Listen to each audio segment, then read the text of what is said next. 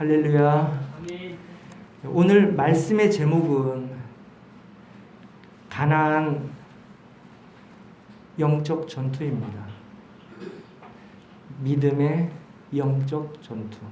이스라엘 백성들이 가나안 땅에 들어가서 살 때에 하나님께서 말씀하신 그 땅을 정복하는 그 전쟁, 그것이 오늘 우리를 믿음으로 살도록 하나님께서 인도하시는 말씀이 되기를 원합니다.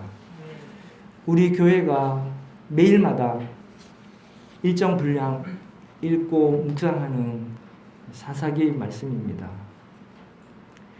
오늘 말씀은 날로 혼돈해져가는 이 세상, 혼돈이 더하여져 가고 있습니다. 그리스도이신 예수님을 믿는 믿음으로, 그 믿음으로 살고 믿음으로 영적 전투를 승리하는 모든 주찬양교회 성도님들 되시기를 축원드립니다.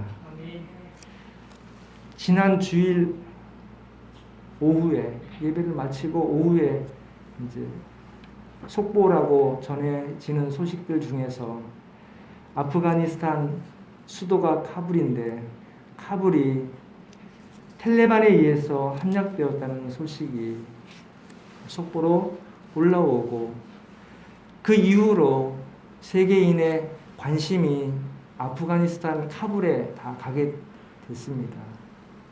매일 들려오는 무자비한 만행과 안타까운 소식들로 그리스도인으로서 살아가는 제가 생각이 많아지고 또 새롭게 되는 각성되어지는 계기가 되었습니다. 21세기를 살아가면서 21세기는 세상이 평화롭고 모든 것이 원만한 것처럼 느껴지잖아요. 다들 평화를 주장하고 자유가 있고 조금 분쟁 지역이 있긴 하지만 그래도 균형이 잘 맞아서 별 탈 없이 무난하게 살아간다고 생각을 하는데 그 21세기 과학과 문명이 발달한 21세기 중심에 어떻게 이런 일이 일어날 수 있을까 하는 생각이 드는 거예요. 그리고 또 어떤 이유로 이런 일이 일어났을까? 과연 하나님의 뜻은 어디에 계신 것일까? 우리가 할 수 있는 일들은 또 어떤 것이 있을까? 등등 많은 생각들이 되어졌습니다. 세상의 일들은 뉴스거리가 생겼기 때문에 이제 많은 뉴스들이 사람들에게 들려지고 보여지게 될 거예요. 그렇지만 이 뉴스는 일정한 시간이 지나면 더 이상 사람들의 관심에서 사라집니다. 뉴스에도 더 이상 등장하지 않고 그냥 세계사의 한 지나간 사건으로 기록되고 잊혀지고 또 그렇게 세상은 흘러가게 될 것입니다. 어떻게 아냐고요? 지나간 남베트남과 북베트남의 역사를 우리가 알고 있지 않습니까? 1975년에 항복해서 그 다음에 북베트남으로 바로 통일이 되어버렸어요. 그리고 그 당시에 보트 피플 기억하시죠? 배 타고 배에서 떠돌아다니는 그 남베트남 백성들, 국민들을 우리가 기억을 합니다. 불과 45년 전 이야기입니다. 시대의 아픔을 뒤로하고 지금은 바뀐 정권이 국제사회에서 한 구성 국가가 돼서 언제 그런 일이 있었던가 싶게 잊혀져 버리고 세계 정세가 또 굴러가고 있습니다. 지금 약 한 4달째 접어들고 있을 텐데 미얀마의 전 나라 이름이 버마예요. 버마. 미얀마 군부 쿠데타도 지금 4개월째 지나가고 있습니다. 정부를 체제 전복으로 쿠데타를 일으켜서 바뀌어가는 과정을 겪고 있습니다. 대만도 위태로워 보이는 지금이고 우리나라 역시도 국가 체계를 국민들이, 주인인 국민들이 잘 지켜야 될 때를 우리가 맞이하고 있습니다. 우리나라는 지구상에서 유일하게 분단국가로서 남아 있습니다. 지정학적 위치로 인해서 주변 국가의 침략이 간섭이 심하고 외세, 힘센 나라들의 영향으로 인해서 그 국가 자체가 존립이 어려웠던 역사를 겪었습니다. 아주 오래된 역사를 생략하고 최근의 일들은 일본의 침략이 있었고 그리고 6.25 사변이 있었습니다. 지나고 나서 돌아보면 우리나라는, 저를 포함해서 우리들은 하나님의 크나큰 도우심이 있었다고 믿을 수밖에 없는 지나간 역사입니다. 전쟁의 폐허 속에서 남과 북의 현재의 모습을 볼 때에 극명하게 나타나고 있습니다.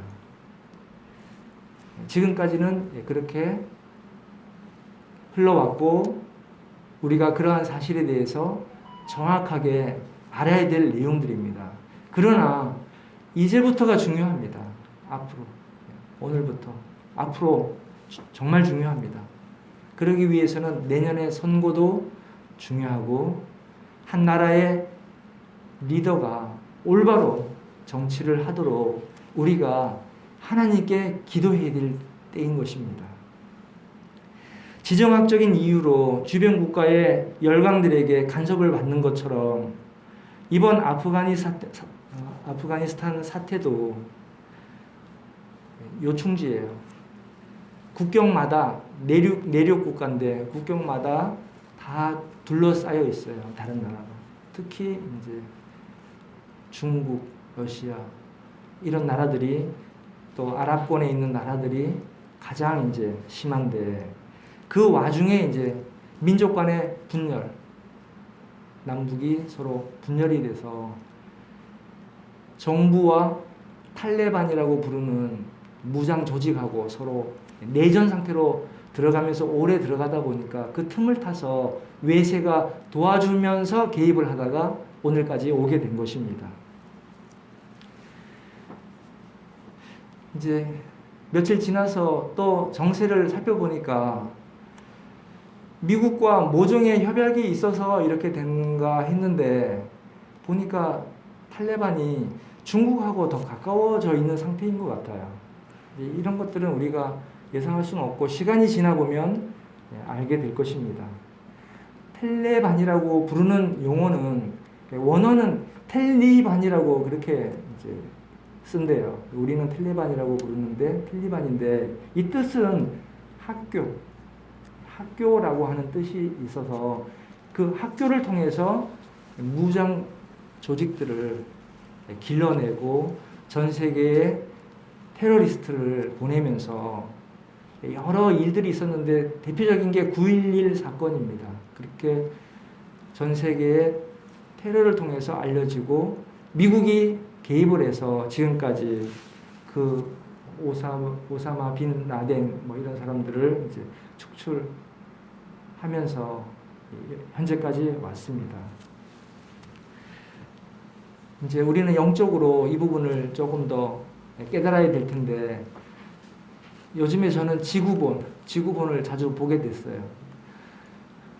초등학교 다닐 때는 뭐 동네밖에 몰랐는데 성장하면서 조금 이제 세계 지도를 보게 되고 전체를 보다 보니까 하나님의 마음이 느껴지다 보니까 지구를 살피게 되는데 공산주의와 이슬람이 서로 뭉쳐서 기독교를 탄압해가는 그러한 모양새가 이루어지는 것을 느낄 수가 있었습니다.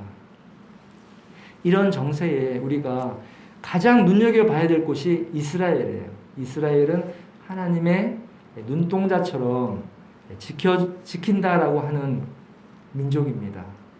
하나님의 본이 되는 나라고 그 백성들은 하나님께서 택하셔서 믿음의 사람들로 본을 보여주는 사람들이기 때문에 우리가 이스라엘 민족과 이스라엘 나라를 눈여겨 살피고 하나님의 인도하심과 때를 살피게 되는 것입니다. 이방의 모든 나라가 유대인들의 디아스포라, 예수님 돌아가신 이후에 흩어지면서 우리가 예수님의 은혜를 깨닫고 믿음의 그리스도인이 되었잖아요. 그래서 이방인들은 그리스도인이 되면서 하나님을 깨달아가고 이스라엘은 하나님의 백성이므로 보내주시는 그 메시아를 깨닫고 예수님을 믿었어야 되는데 배척했기 때문에 현재에 이르러서 시대가 흘러가고 있습니다. 이스라엘을 우리가 살펴볼 때 하나님의 백성, 믿는 백성으로서 친히 이루어 나가시는 그 경륜을 우리가 헤아릴 수 있게 됩니다. 창세기 2장 10절부터 말씀하시는 에덴 동산, 그리고 거기서 발원한 4개의 강, 그 중에 유브라데 강이 있는데 현재까지도 이 강은 그대로 남아 있습니다. 그리고 홍수와 바벨탑 사건, 이후에 아브라함, 이삭, 야곱, 요셉, 그리고 이집트에서부터 이스라엘 백성들이 시작해서 홍해를 거치고 광야를 거치고 가나안으로 들어가는 그 여정을 우리가 잘 알고 있습니다. 오늘 말씀은 여호수아가 가나안 땅을 점령해서 그 시작에서부터 끝까지 죽을 때까지의 그 기간, 사사 기간은 12명의 사무엘 빼고 12명의 사사가 있었던 기간인데 340년입니다. 그 내용의 한 부분을 가지고 함께 은혜를 나누도록 하겠습니다. 그 이후의 역사가 다윗이 솔로몬 왕을 통해서 성전을 짓고 또 분열되고 남북 분열 왕국을 지나고 포로되어 왔다가 다시 이제 회복이 되어서 70년에 주후 70년에 완전히 나라가 없어졌죠. 그러다가 1948년에 하나님의 도우심, 예정된 뜻에 의해서 회복이 되었습니다. 예수님의 성육신은 인류 역사에, 그러니까 모든 사람들에게 큰 이정표, 전환점이 되는 기점입니다. 십자가를 중심으로 주 전과 주 후를 나누게 됩니다. 예수님을 구세주로 믿는 그 믿음이 중요한 것입니다. 하나님께서는 예수님을 구세주로 믿는가라는 것을 보고 구별을 하십니다. 초림과 함께 재림도 중요한 전환점이 될 것입니다. 그렇기 때문에 우리가 재림을 소망하면서 신앙생활을 해나가고 있는 것입니다. 예수님 돌아가신 이후에 예수님을 구세주로 믿는 사람들은 그리스도인이 되거나 불신자가 되거나, 그리고 유대인들도 역시 유대인으로 남거나 그리스도인이 되거나 이런 과정을 가게 되는 것입니다. 사사기의 내용의 역사적인 위치는 여호수아에서 그 사무엘 사이의 역사라고 말씀을 드렸습니다. 이제 현대를 사는 우리 믿는 그리스도인들에게는 믿음 이후에 영적인 삶, 그 영적 전투를 승리하는 삶에 적용할 수가 있겠습니다. 출애굽기와 신명기 말씀을 순종하지 못한 이스라엘 백성을 우리가 많이 알고 있는데 사사기에서도 똑같이 이제 그러한 태도를 보입니다. 출애굽기 23장 23절에서 25절까지 내용 안에 너는 그들의 신을 숭배하지 말며 섬기지 말며 그들의 소위를 본받지 말고 그것들을 다 회파하며 그 주상을 타파하고 라고 하나님께서 이미 출애굽기 때에 말씀을 하셨습니다. 그리고 신명기 때 한 번 더 33장 51절 52절에 너희가 요단강을 건너 가나안 땅에 들어가거든 가나안 땅에 들어가서 그 땅 거민을 다 몰아내라. 그리고 새긴 석상과 부어 만든 우상을 다 파멸하며 산당을 회파하라 이렇게 말씀을 하셨습니다. 요단을 건너 가나안 땅에 들어가거든. 요단을 건널 때 강을 건너잖아요. 그래서 강을 건너다라고 하는 뜻 때문에 유대인들을 히브리 사람이라고 부르게 되는 것입니다. 창세기 14장에 아브라함을 강 건너 온 사람이라고, 히브리 사람이라고 부르고 있습니다. 가나안 땅을 정복할 때에 그 땅에 거민들이 섬기던 신들이 있었어요. 우상들. 그것을 하나님께서 나중에 올무가 되기 때문에 다 회파하라고 명령을 하신 것인데, 이제 하나님을 떠나서, 믿음을 떠나서 타협을 하고 또 쾌락과 부를 원하다 보니까 신들, 우리의 원함을 채워주는 신들을 신으로 명망하면서 인격적인 사람이 비인격적인 신들을 섬기면서 그렇게 하나님을 이제 믿어야 되는, 본복이 되는 이스라엘 백성들이 그렇게 타락하기 시작을 한 것입니다. 오늘 사사기 2장 11절에 보면 바알과 아세라가 나오죠. 이스다로. 이 외에도 드라빔, 몰렉, 또 블레셋에서 다곤, 바벨론의 마르둑, 또 가나안의 몰렉, 밀곰, 모압 지방의 그모스, 이런 우상들이 다 그 지역에 있었던 우상들이에요. 이방 신들, 다 회파해야 되는 그런 신들인데, 대체로 농사의 풍작, 그리고 사랑, 출산, 다산, 그리고 기후가 좋아야 되니까 기후, 전쟁에서의 승리, 이런 것을 원해서 그렇게 신들을 섬기게 되고, 섬기는 방법이 아주 하나님 미워하시는 거예요.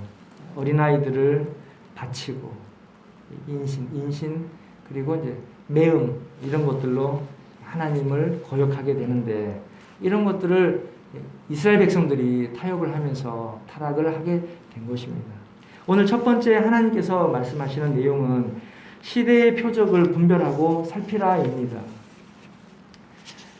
우리가 잘 알고 있는 마태복음 16장에 너희가 천기는 분별할 줄 알면서 시대의 표적은 분별할 수 없느냐라고 친히 말씀을 하셨습니다. 오늘날에도 수많은 종교가 있는데 미신에서부터 큰 종교가 있어요. 이것을 자료를 찾아보니까 최근 자료는 없고 2011년도에 컴퓨터 선교회에서 통계를 내놓은 자료가 있는데, 전체 인구 70억 중에서 기독교인들 프로테이지가 카톨릭, 개신교 합쳐서 26.5%, 26.54%, 한 4분의 1 정도가 이제 형식적으로든 뭐 예수님을 알고 믿는 사람들이에요. 이제 기독교인이다라고 볼 수 있는 사람들이. 그리고 이슬람은 23.2%. 비등비등하죠. 전 세계에 두 번째로 많은 종교가 이슬람이에요. 기독교는 종교가 아니라 우리는 신앙인데, 믿음인데, 세상 사람들이 이제 헷갈리지만 우리는 예수님을 믿잖아요. 26.54%. 그러니까 두 개, 양대 종교가 세상 사람들의 반 정도의 영적인 영향력을 주는 그러한 시대라는 것입니다. 기독교인은 이제 이렇게 팽창해 가면서 지금까지 왔어요. 그리고 무교가 13.59%, 반의 반, 8분의 1 정도. 그리고 힌두교도 그 정도, 13.56%, 반의 반. 대략 이제 그림이 그려지죠. 이제 세계 인구 70억 중에서 4분의 1이 기독교, 4분의 1이 이슬람. 그리고 그 8분의 1 정도가 무교 또는 힌두교.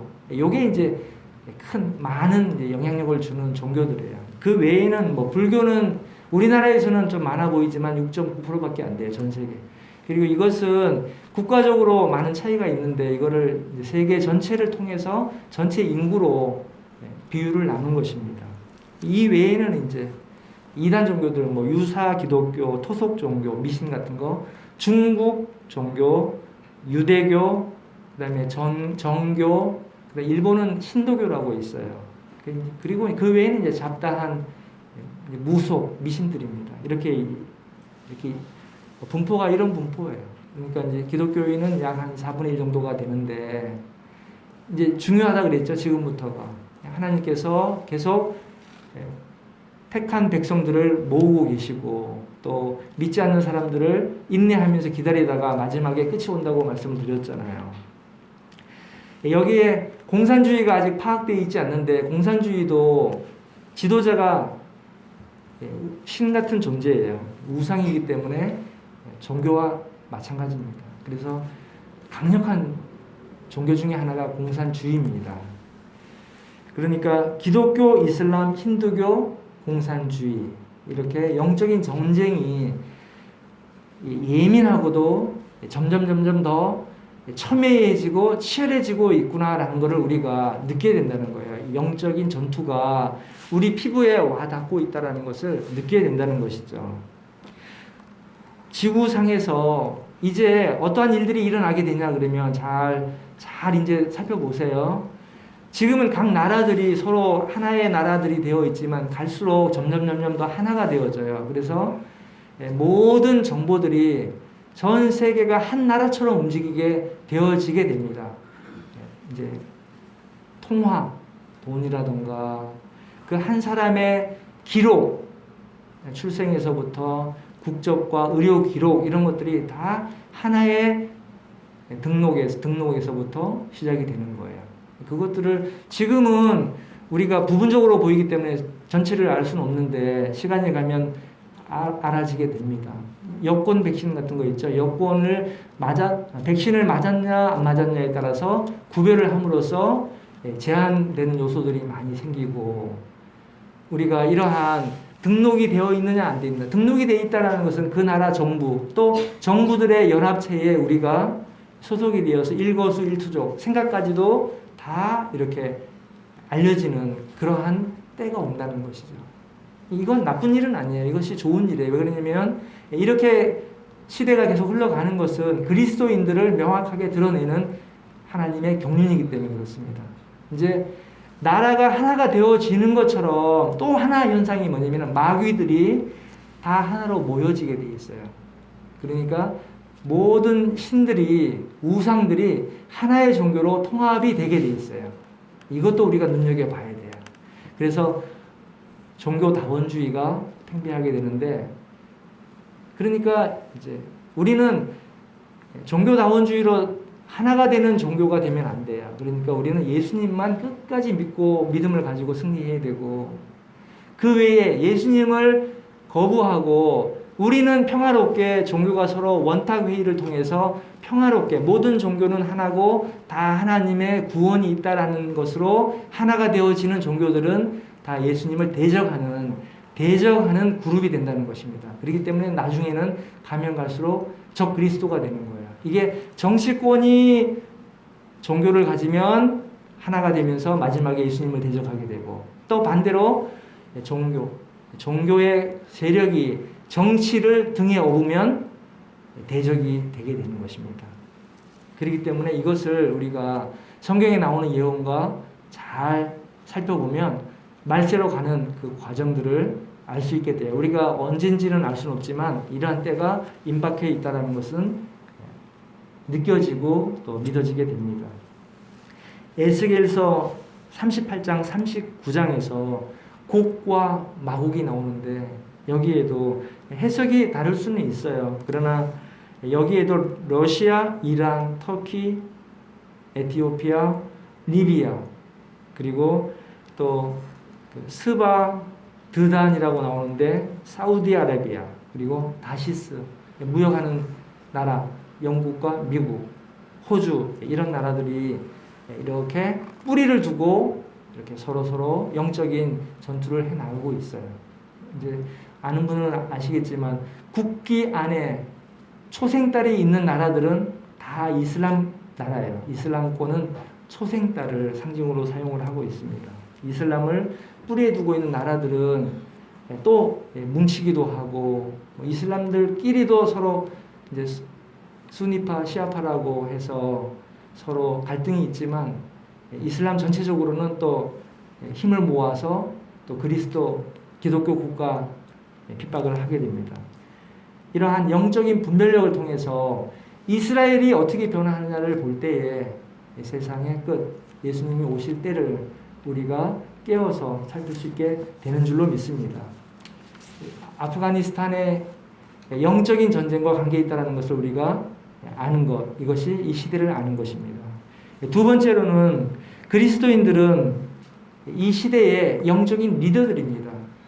오늘 가나안의 사사들과 같은 임무를 맡은 것입니다. 다시 말씀드리면 한 분 한 분이 믿음을 통해서 영적인 제사장이 된다고 했잖아요. 그 가나안 때 사사처럼 영적인 리드를 할 수 있어야 돼요. 요즘으로 이야기를 하면 나로부터 출발하는 그룹, 영혼을 위해서 기도하는 사람들, 또 전도를 위해서 애쓰는 사람들, 이런 사람들이 그룹이에요. 그리고 가정, 또 주변에 이웃을 붙여주잖아요. 그 사람들의 영혼을 위해서 영혼을 인도해야 되는 사사와 같은 역할, 제자이자 리더가 되어야 된다는 것이죠. 그것이 오늘날 그리스도인들의 삶인 것입니다. 먼저 거듭났기 때문에, 주님의 자녀이기 때문에 제자인 것이고, 리더로서 영적인 인도를 해야 될 책임이 있다는 것입니다. 사사기 21장 전체에서는 12명의 사사들이 등장을 하는데 보니까 사사들이 각 지파에서 골고루 나왔어요. 한 지파에서 2명 나온 지파도 있긴 하지만, 그리고 한두 지파는 사사가 없는 지파도 있는데 골고루 사사를 세운 것을 깨닫게 됐습니다. 그러니까 이스라엘은 12지파를 통해서 세워지는 나라인 것이죠. 여기에 큰 하나님의 뜻이 있는 것 같아요. 소그룹이 중요하다는 것이죠. 나로부터 출발하는 그룹이 중요하다는 거예요. 믿는 사람으로부터 그 주변의 사람들이 그 하나의 지파처럼 먼저 믿은 사람이 책임이 있고 다른 사람들을 인도해야 된다라는 것입니다. 그것을 배우게 하십니다. 그러므로 영적으로 잘 무장이 되어야 된다는 것이죠. 오병이어 기적 때도 전에도 한번 말씀드렸지만 예수님께서 직접 나눠주시는 게 아니라 제자를 통해서 나눠주시잖아요. 무리를 안치게 하고 때로 안치게 하고 나눠주는, 예수님께서 직접 나눠주시지를 않고 제자를 통해서 때로 나뉘인 그 무리들에게 나눠주는 것을 볼 수가 있습니다. 그 소그룹인 것입니다. 이스라엘에는 큰 정당이 없어요. 소수 정당 여러 개가 서로 연정을 해야지만이 국정을 운영할 수 있도록 그렇게 되어 있습니다.